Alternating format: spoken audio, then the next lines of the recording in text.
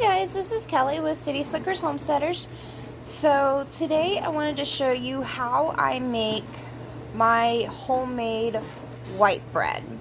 So I first started off, it's actually a recipe that I kind of modified from Heather at the Kneading Homesteader, because her original recipe actually called for milk powder, like powdered milk. Well, at the time when I first started this, I did not have powdered milk, so I substituted it for regular milk, and I didn't realize at the time when you did it, you just don't add the water, but I added the water and the milk, and you just have to add extra flour, and it actually worked out great. It actually makes 3 loaf pans for us when I do it that way, and it still turns out absolutely amazing. So I've kind of actually just stuck with that recipe, so it's just a bigger recipe basically. So in here I have, it's 1.5 cups of warm water. Anytime you're doing anything with active yeast, you want to make sure that it's warm water so the yeast can basically start being active. And then I added 2 tablespoons of sugar. You can do honey if you want, either one works. And then I have 1.25 cups of milk and 2 tablespoons of butter. So what I'm gonna do is actually put that in the microwave for 30 seconds to kind of get it warmed up. I might have to do it for like another 30 seconds. Whoops, I'm dropping things. And what that does is help to keep the yeast active, because anytime if you add a cold liquid into that, then that's just gonna make it stop being active, I guess is the terms. I don't know, but as you can see, of course I can't get it to stop. So, but as you can see, it's starting to get frothy. So I've had it in there for, usually want to let it sit for at least about 10 minutes to kind of get perked up, get warm, start getting a little frothy. I still have a little bit in there that's not mixed in, but I've got that in there, so let's check. And basically, when you're doing the warm water and milk, for this, you want to make sure, like, I don't use thermometers or anything like that. I don't have like a candy thermometer. So you basically want it the temperature of like a baby bottle. If it's any hotter than that, then it's going to kill the yeast. But like I said, if it's cold, it's not going to make the yeast active. Okay. So I've got my milk and water warmed up. So the milk basically, like when you touch it, it's basically like the warmth of a baby bottle. So I'll kind of let that kind of soften up the butter a little bit. So, but once I throw that in there, I'll mix it up a little bit, and I'll start gradually putting in flour. You can use all-purpose flour or bread flour if you like. I think for this, I'm actually going to use bread flour, because I have a bag that my mom got me from a little Amish shop. She got me like 5 pounds for, or no, it was 10 pounds for like 5 something. I don't know, it was really cheap. But I can only fit like half of it in my little container that I put my bread flour in. So I might use the rest in that bag for that. So, but as you can see, it's getting nice and frothy. So I'll go ahead and pour that in. And I like just to kind of get it started mixing up. Like I said, because I do have, you know, that chunk of butter in there. So then that way that can kind of start breaking up. So let me grab my flour. Oh, I'm knocking things over. Sorry, I got my phone on my charger because I didn't have the charger. I didn't have it plugged in last night. But yeah, so this is what, yeah, so it was 10 pounds for $4.30, for $4.30. So not bad at all. So let me get, sorry, I didn't realize it wasn't focusing. Let's see. I didn't want you guys to see me struggling with that. Okay. Let me grab my measuring cup. Oh, geez. Sorry, guys. I'm just a mess this morning. I'm kind of doing this last minute because my grandma's birthday was yesterday. She just turned 78. Yeah, 78. And she absolutely loves homemade stuff. And so, like, my mom made her a chocolate pie, and she loves homemade breads. And, you know, she'll do homemade bread in bread maker and stuff, but she loves it when I make it like this. So, I'm making her these. I'll probably give her like 2 of the loaves, and I'll wrap one up in foil to where she can put it in the freezer. So usually end up adding about 5 to 6 cups, generally closer to 6 cups of flour. So, and you just kind of want to gradually just add it in, you know, as it kind of gets more and more. I'll just add it in a little bit slower, but kind of in the beginning I'll add more in quicker. So, but once I get it closer to a bread dough consistency, I will bring you guys back and show you the next part. It'll be just a moment. Okay guys, so I'm at the point right now, I'm adding in my 5th cup of flour. So as you can see, it's starting to look more like a dough now. And so what we're going to do is just kind of keep adding this until the point that the dough is attached to the ball itself, or made into a ball basically, and it starts pulling away from the sides, and there's basically no dough left on the sides of the bowl. So that's why I said it can take 5 to 6. It's dependent on humidity and everything like that. One thing I forgot to mention was you want to make sure you're using a dough hook, because once you get your dough made and everything like that, and it's pulling away from the sides, then it will actually do the kneading for you, so you won't have to take it out and do the kneading.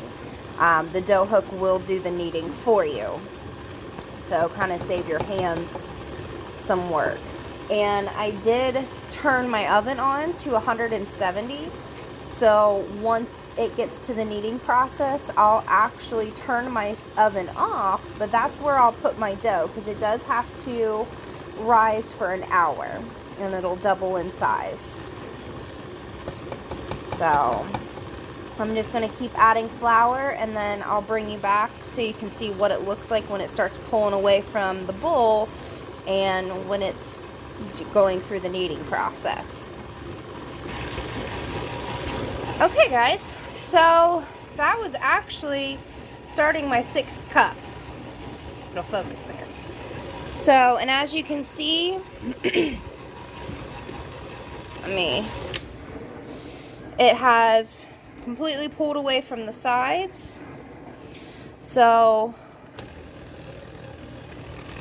actually there's still a little bit, so I'll add just a little bit of flour and quit making messes here. I've got like flour all over the place.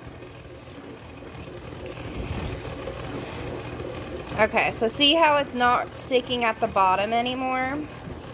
So I'm going to turn this up just a little higher and let that knead for 5 minutes. And then what I'll do is I'll take that dough off the hook, and then I'll kind of show you what we'll do from there, and we'll just let it sit for an hour in the oven. So I'm going to get ready to turn the oven off, but it'll stay warm. So I'll be back with you guys. Okay guys, so this has been kneading for 5 minutes, so I'm going to have Rosalind help me record while I take the dough off the hook and show you kind of how I ball it up. So that way we can get it set in the oven to rise. So it will be a little sticky, but it won't be super sticky. It's okay if it's a little sticky. Yeah. So what you can do, if you don't want it to stick at all, you can kind of put like a little bit of flour on your hand or something like that.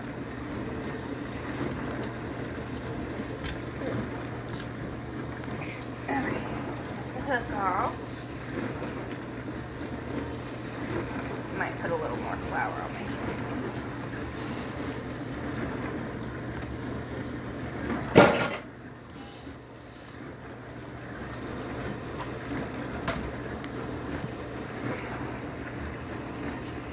Okay, so we will just take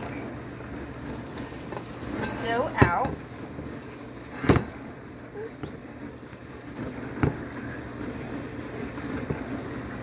See, it's a pretty big dough ball doing it this way. Oh, it's really sticky. I didn't know it was that sticky. Probably could have added a little bit more flour, but okay.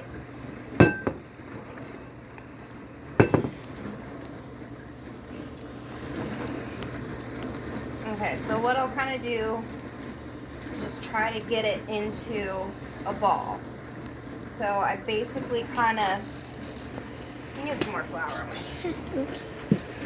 I'm supposed to put my hand in front of the camera. There we go. So I kind of just push it underneath with my hands. Here, Rosalind. You can see. So it makes kind of like a nicer flat top on it. Looks like a dome. Like Sandy's dome. But instead of flatter.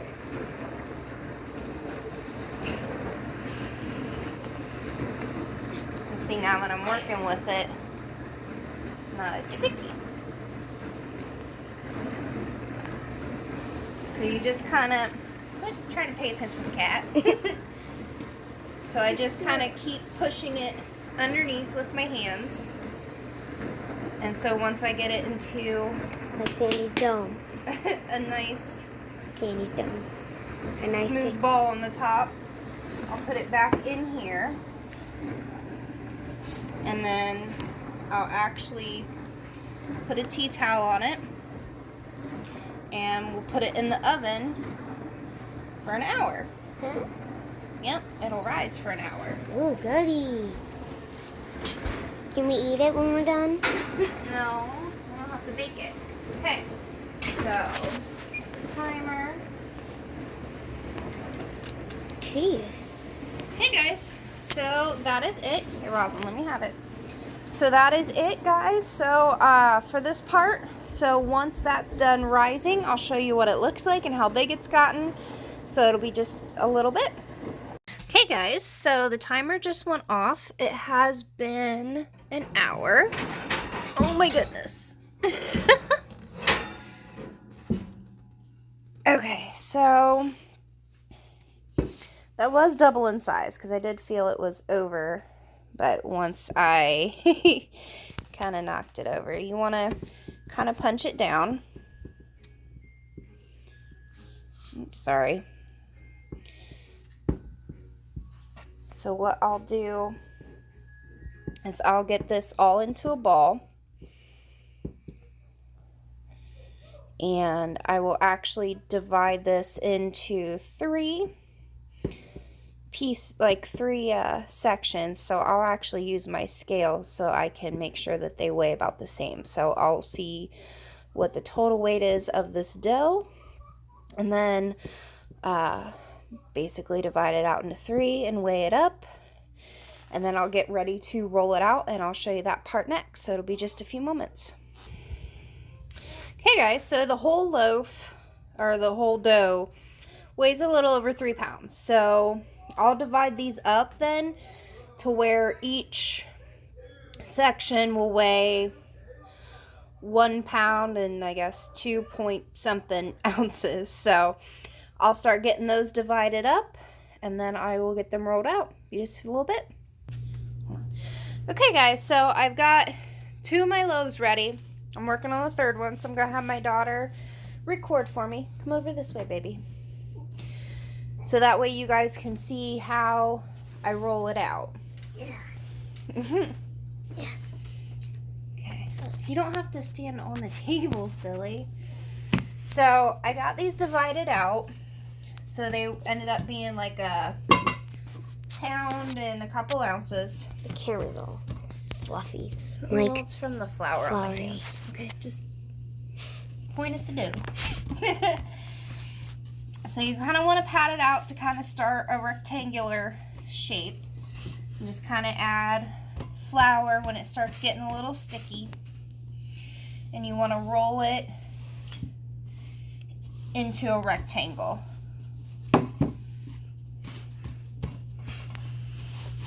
And you just want to make sure that the thinner part of the rectangle isn't much bigger than your bread pan. So just kind of how I have my table set up here, it's kind of easier for me to kind of go side to side here.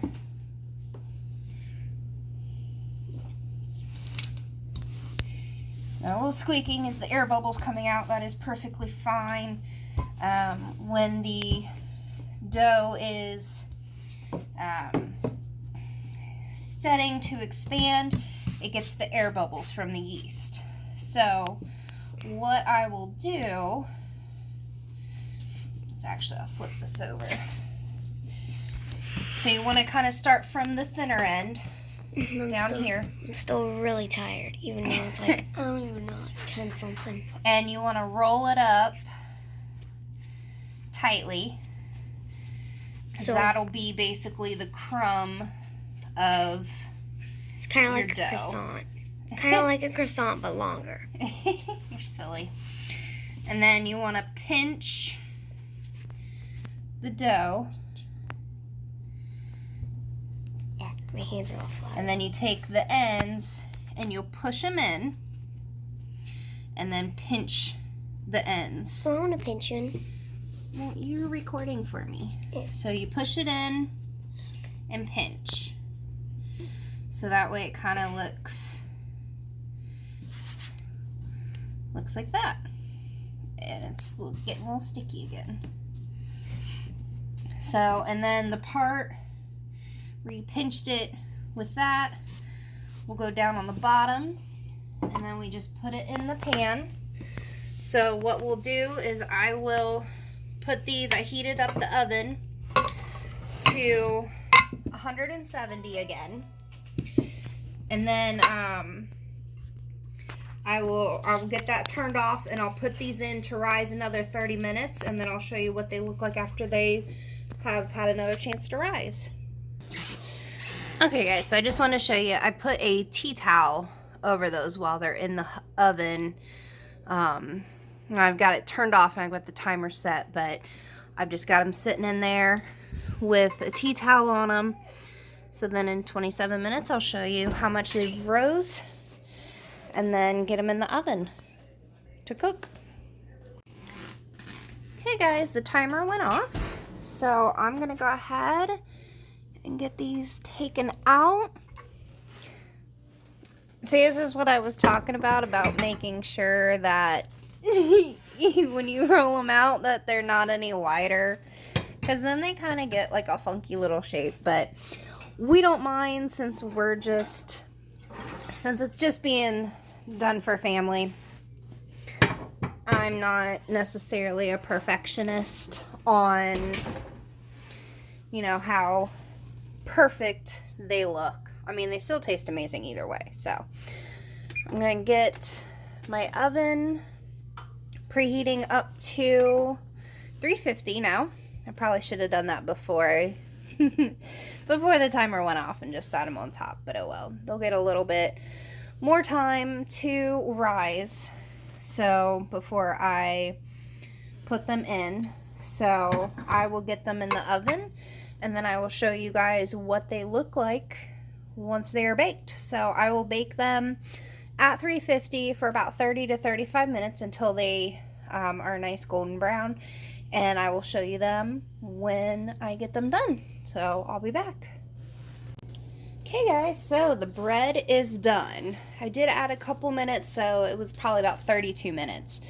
So, but that's not bad for, 3 loaves of bread. So what I like to do is I like to just rub butter on the top of it. It seems to kind of make it soft. So I just take a stick and just kind of rub it on there while it's still warm to kind of help melt the butter.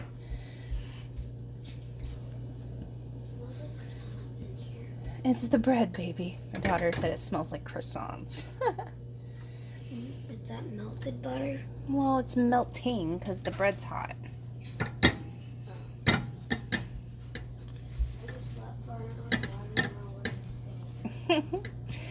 Okay, guys, so now once these sit just for a few minutes, not for very long, I will actually dump them out onto a cutting board to finish cooling, so that way they don't cook any longer in these glass pans. But anytime you make homemade bread, you never actually want to cut into it until it's completely cool, because you can basically kind of the cutting won't be as nice as it would be if it was completely cool. So you always want to wait till it's cooled off, pretty much like room temperature is what you want it to be. So, but that is it. That is how I make my homemade white bread. So if you guys like these videos, like and subscribe. Let me know if there's any other type of videos that you would like to see. I will probably post kind of like a little unboxing video, I guess is what it would be, of some of this couple items I got from Amazon, and some new seeds that I ordered from my gardener, and also an awesome buy that we got on the Facebook Marketplace. That was an awesome score. So I will talk to you guys later. Have a great day.